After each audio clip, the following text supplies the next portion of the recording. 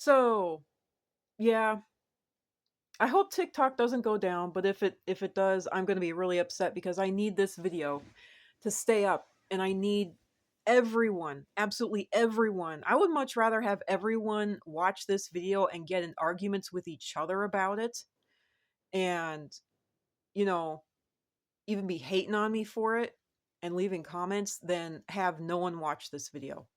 But there you go. I want everybody to watch this video. Everyone, every last being in existence, you know? But this is my life experience. This is what happened to me. I had, and I'm straight out going to say it because I'm socially retarded. It's called being high functioning autistic. You're good with the books, but you're not good with anything else, and I was mediocre with the books to say the least at best. And so I ended up getting tutors up north and I'm going off subject. So see, I have trouble with this because everything ties to everything else. Okay, so my parents were very, very, very abusive. Case in point, my dad abused a pet cat of ours, and he taught me how to abuse that cat also when we were up north in Minnesota. So I'm not going to go further than that. But my dad was horrible to that poor cat. I feel bad about it now, looking back. But it's stuff like this that you don't realize is abuse and you think it's normal. You think it's the way it is to be and that this is correct. All right. And you don't know anything else. You come out a blank slate. Was it tabula rasa or something like that? You come out a completely blank slate and you don't know anything at all. You have to be taught how to speak. You have to be taught how to read. You have to be taught what numbers are, and then you have to be taught mathematics. There is virtually no one that comes out of the womb reading or writing in whatever language they may be in, you know? Case in point, how many people watching this video know how to, the majority of the viewers who might even see this video are going to be English speakers. Do you know how to speak Chinese fluently? Do you know how to write it fluently? Especially ancient language Chinese? Do you know how to do mathematics in Chinese? And if you don't, then shut up about saying that, oh, I knew how to read and write and do mathematics straight from the womb. You're a liar. Go away.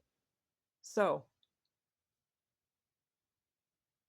I was living in a very abusive environment. I didn't know it. My teachers at school, when we moved down south, and where we moved to was at the time, when I was young, Yukon, Oklahoma. They were exceedingly abusive and violent towards me.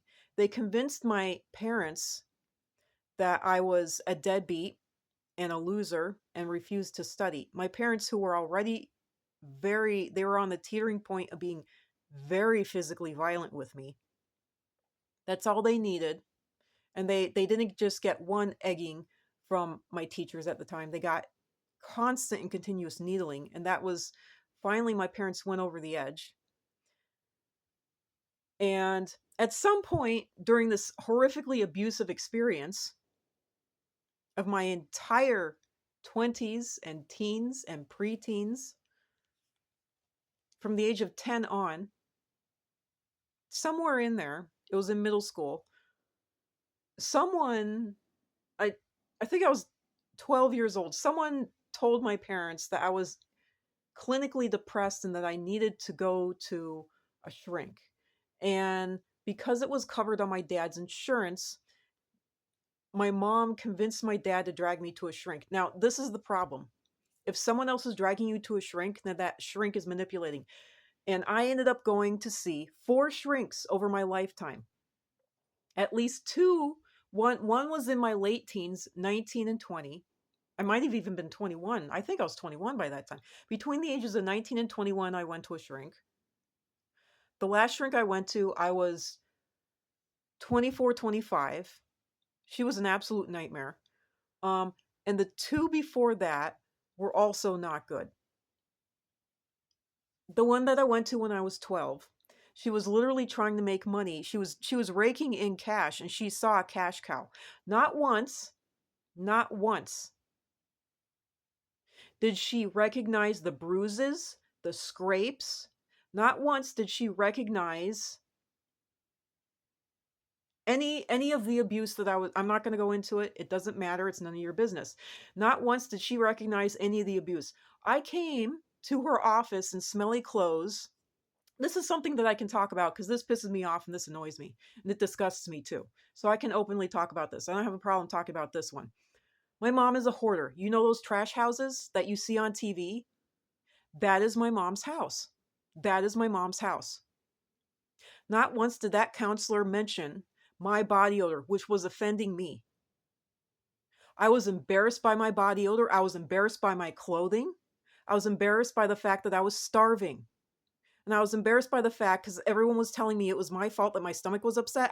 My stomach was upset because I was eating rotting food. Rotting food. And yet I was a hypochondriac wanting attention. And these were the family doctors. This wasn't the shrink. I was a hypochondriac wanting attention and not wanting to go to school. It wasn't that at all. It was because I was eating rotting food. Food with mold on it. Food with mold on it. Cereal that we weren't allowed to touch. And when I finally broke into the cereal and ate it, it was so stale and so nasty, but it was the best stuff because it was packed full of preservatives. It was the best stuff to eat in the whole house. Literally, I lived off cereal. And this to me, it is related. It's entirely related. I just want to say this. Anyone that's making fun of fat people, fuck you out your ass, because my sister, I found out that she wasn't eating anything at all and somehow she was getting fatter, and she wasn't pregnant at all either, by the way. She was not pregnant. This was years before she ever even, she was not having miscarriages or anything else like that. So, and she wasn't having abortions. So fuck you all out your asses for even suggesting that. She wasn't even near the point of having a period. My sister was starving and yet she was gaining weight. She was getting a bigger ass and she was getting boobs and she was gaining weight. She was shorter than me and she was getting fat, downright fat. And she wasn't eating anything at all. Literally, she wasn't eating at school. No friends had any money. No one would talk to us because we were destitute. And yet she was somehow gaining weight. So when it comes to making fun of fat people, fuck you out your asses. I hate my sister. She's not good. She's very abusive, but it pisses me off when people make fun of each other for their weight.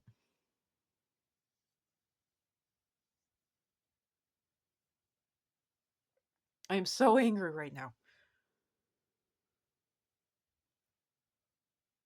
But literally, not one of those 4 counselors noticed any of the abuse that I was going through. Not one of them, even when I was an adult. Even when I was 24, was it? 23, 24? Not one of them noticed. And when I tried, not one of them even suggested that maybe it's your mom. When I was 12 years old, not one of them noticed the ratty clothes, the BO, how my stomach was. One time in the counseling session, I even mentioned that my stomach was upset.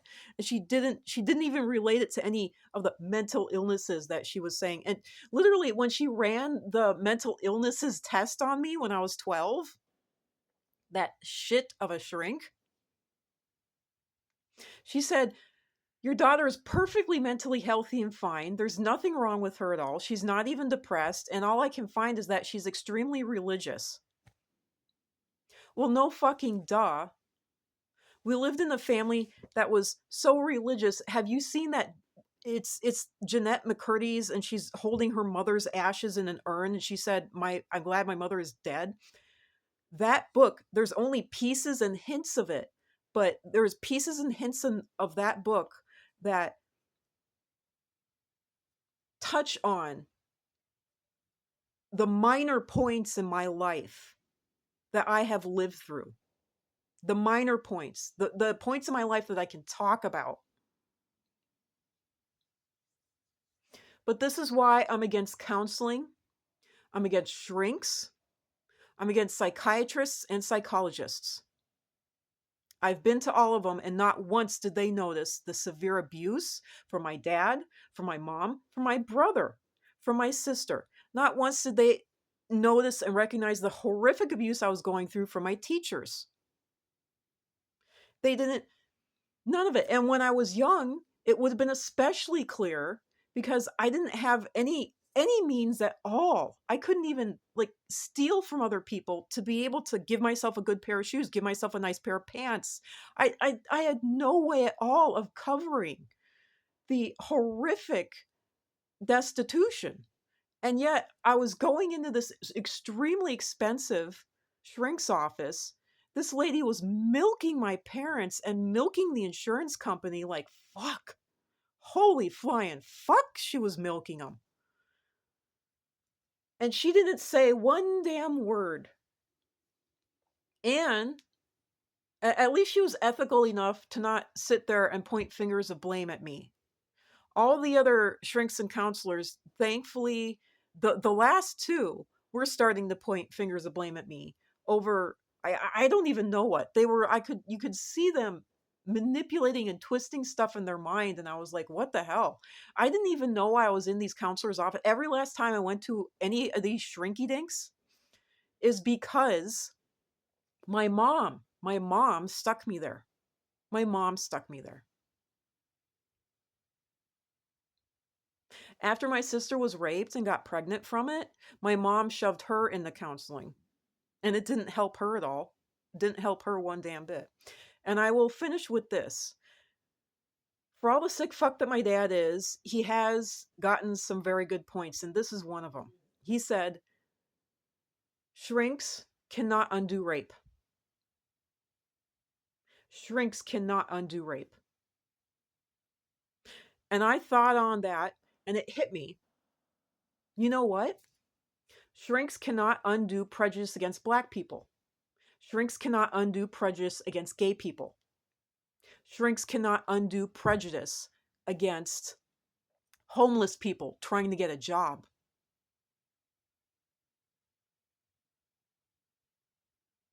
Until shrinks can undo these societal problems and stop blaming the victims, can shrinks stop kids from being bullied? There was even a shrink that ended up coming around to the classes. What grade was that? I think I was in 6th grade. Maybe I was in middle school. And it didn't stop the bullying against me. It didn't lessen it. It didn't do anything. And I remember once in class, I was like, I even asked because I didn't understand. I was like, what makes kids popular? I don't understand this popular thing. Because I was on the very bottom. And I was an exceedingly racist town. I was actually below the one black kid in that school and the druggies. I was below them. They were the lowest of the low. And when I asked this question, everybody in class laughed. Several of the boys said some nasty shit, you know? And she explained it to me and I got it. But it was the most fucked up, backwards system in the world. So that if your parent is a celebrity, you're going to be popular automatically. If your parent is rich, you're going to be popular automatically. If your parent is an airline pilot, you're going to be popular automatically. But if your parent is a nobody and has no money, like my dad was, you're going to be shit. And you're not even going to be worthy of being scraped off the bottom of someone's shoe. You're not even, they're going to walk around you rather than step in you. You're not even worthy of being stepped on because you might filthy them up. That's the way I am. So, shrinks, counselors, psychiatrists, psychologists are all evil. They're part of the system. They are part of the system, and they are making it worse. And they're blaming victims, the victims of narcissists, which my mom and dad are, the victims of abuse, the victims of bullying, of homelessness, of every, they're blaming these people for how they're being treated instead of admitting that it's a societal problem.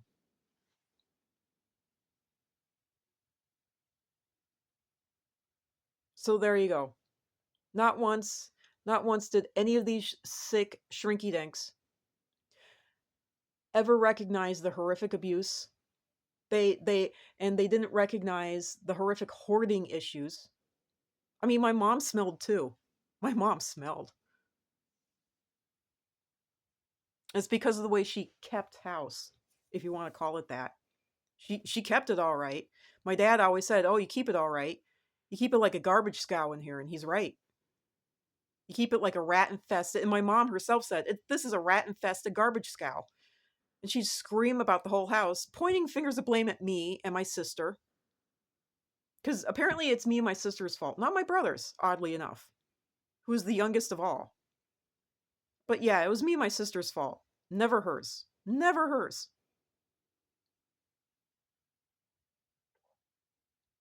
I've shown on this channel a little bit of her stuff. So it's at the 16-minute mark. I gotta cut it off.